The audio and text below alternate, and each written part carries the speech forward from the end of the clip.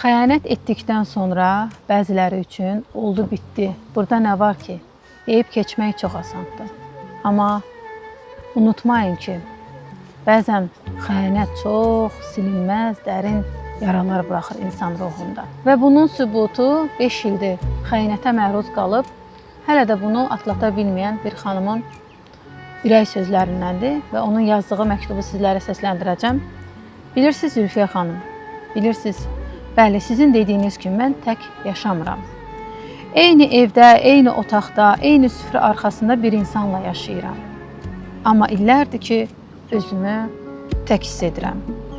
Kənardan baxanlar deyirlər ki, nə gözəl ailəniz var. Amma heç kim bilmir ki, bizim evdə ən çox danışan şey sükutdur. Artıq söhbətlərimiz çörək al, işə gedirəm, evə gələndə nə lazımdır kimi cümlələrdən ibarətdir.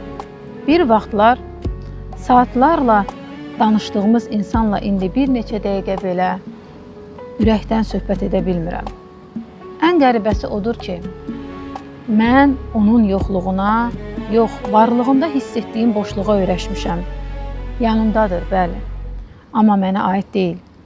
Mən danışanda məni eşitmir, mən susanda isə niyə sustuğumu belə soruşmur. Bəzən gecələr o yanımda yatır, amma aramızdakı məsafə kilometrələrcə ölçülür. Mən onun çiyninə başımı qoymaq istəyirəm, amma artıq bunu etməyə belə cəsarətim yoxdur. Çünki rədd edilmək deyil, qarşılıq görməməkdən qorxuram. Mən ayrılmaq istəmirəm, amma belə yaşamaq da getdikcə ağırlaşır.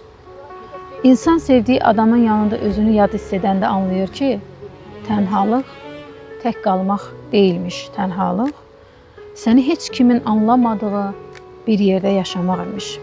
Bəzən güzgüyə baxıb özümə sual verirəm. Mən nə vaxt bu qədər sustum? Nə vaxt hisslərimi içimdə dəfn etdim? Cavab tapa bilmirəm. Sadəcə bilirəm ki, eyni evdə yaşayırıq, amma qəlblərimiz çoxdan ayrı ünvanlara köçüb.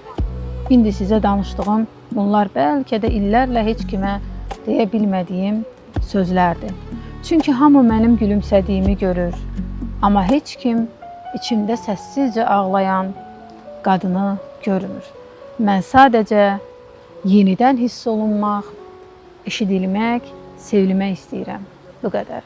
Bəli, əminəm ki, eyni ağrı acını yaşayan, eyni həyat hekayəsini paylaşan bir çox xanımlarımız var, təəssüf ki.